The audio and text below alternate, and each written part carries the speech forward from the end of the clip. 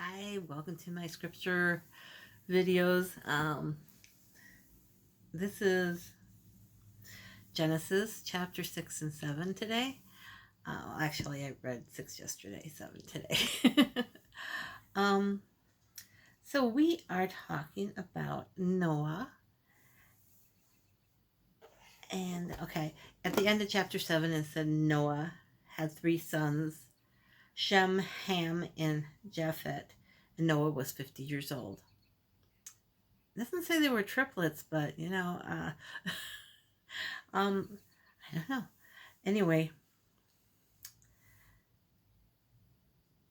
chapter 6, God becomes really irritated with mankind because the daughters of mankind were beautiful, and the men were like, "Ooh, we got to get us some of those," and they took lots of wives. There was a great deal. It sounded the way it's written. It sounds like they were taking multiple wives, not just one or two, but multiple wives, and God didn't like that.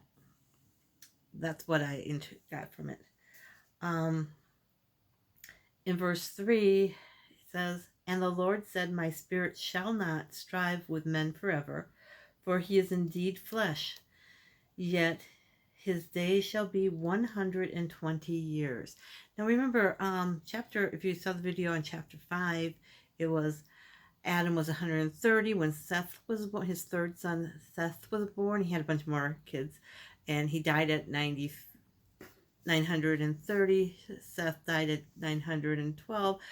Enosh, the next generation, died at 905, 910. These people living almost 2,000, except for Enoch, who, when he was 165, the Lord took him. The Lord God took him. So, okay. Methuselah lived to be 969. I think he's like the oldest one according to the Bible. So if you ever heard the saying, like older people would say, like my mom, my grandparents would say, "Oh, it's as old as Methuselah." It's like, yeah, he lived a little bit longer than the rest. Jared lived to be 962, but this is the generations coming down from Adam to Noah. Okay, and now God is saying here that mankind's years are going to be 120 years is the max. And then God also says that, he's really sorry he created man. He's sorry he gave them free will. They're just being blah, blah, blah, blah, blah. Typical, like parent with, oh my gosh, why did I tell them to think for themselves? What are they doing? They're making all these mistakes. Why aren't they doing what I tell them? We were going from childhood into adolescence as mankind, and God was getting fed up. And any parents out there who has kids in that age group or has had kids in that age group probably relate to that. I know my parents did. Oh, my mom once called me the poster child for Hellspawn. I was that bad as a teenager. So God's like, yeah, I'm just gonna wipe this out. I'm just gonna wipe this whole thing out. And there are different versions out there, and I'm not sure if I might come across it later, but someplace it was he wanted to destroy all men, and then the other spirits with him were like, "Well, no, you just started. We just started. Come on." And he's like, "Well, okay." Um, but he wanted to destroy everything with a great flood. That's what he figured would be the best way to do it, because he wanted to get rid of the wickedness, because it was getting out of control. Less and less people were following God's instructions and being righteous and worshiping him. And then in verse 8, Noah found grace in the eyes of the Lord.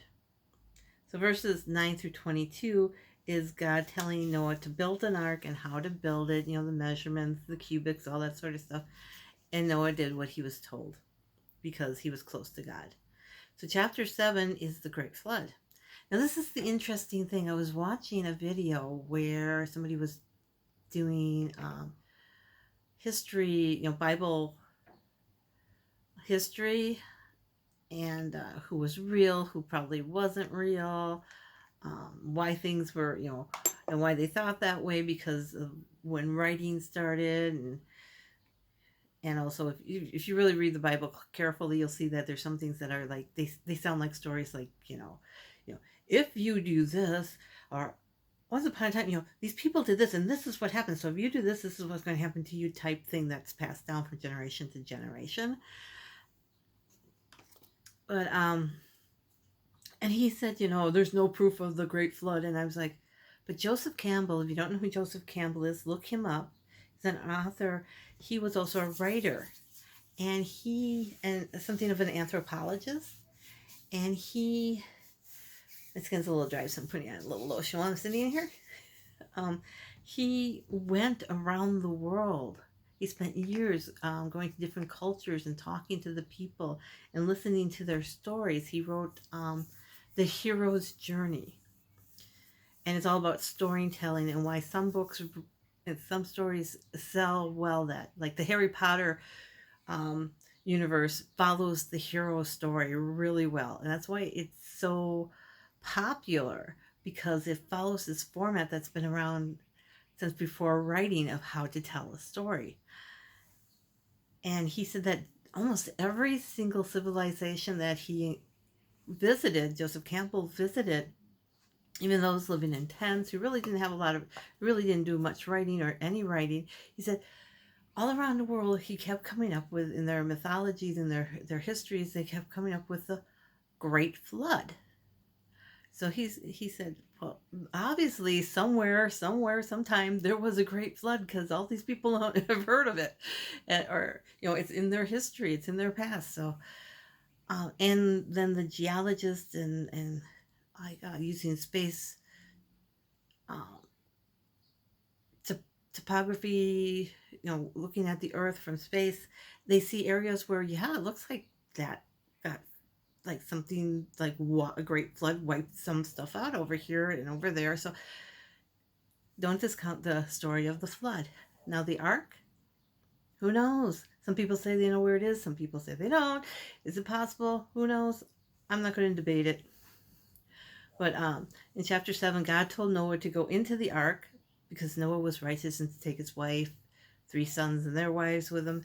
And there's a lot of sevens. It's like take 7 of every clean creature, but only 2 of the unclean ones. Make sure you get male and female of each one, and 7 of each bird. And it's this pretty big list. I don't know where or how Noah actually got all these in 7 days' time, because that's because in chapter 4 God tells Noah, for after 7 more days I will cause it to rain on the earth 40 days and 40 nights, and I will destroy from the face of the earth all living that I have made. So he gave Noah 1 week to procure all these animals. This was after the ark was built, and Noah did what he did. So he was 60 years old. So his sons were already like 100 years old or close to it. That's a lot of work for an old man. But in chapter 11, this is really interesting. It says, in the 600th year of Noah's life, in the 2nd month, the 17th day of the month, on that day, all the fountains of the great deep were opened up, and the windows of heaven were open. That's when the flooding started. The 17th day of the 2nd month of the 600th year of Noah's life.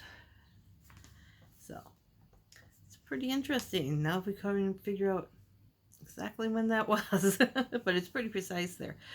But it rained for 40 days and 40 nights. Everything was covered, even the mountaintops were covered with water. And the water stayed on the land, stayed for 150 days. Yeah, the waters prevailed on the earth for 150 days. That's the end of chapter 7. So not a full year. It's like, there's 365 days in our year.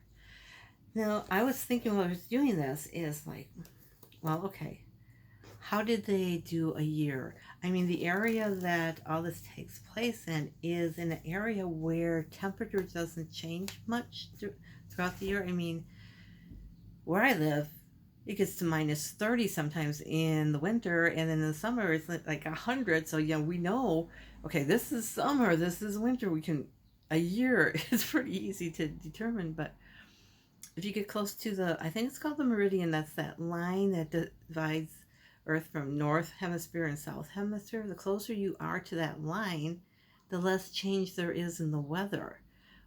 As to winter and summer, it's still the same temperature, and the amount of sunlight versus the amount of darkness is pretty much even throughout the year. So it kind of makes me wonder, how did they figure years back then? Because maybe it was different than how we do it now. I'm pretty sure.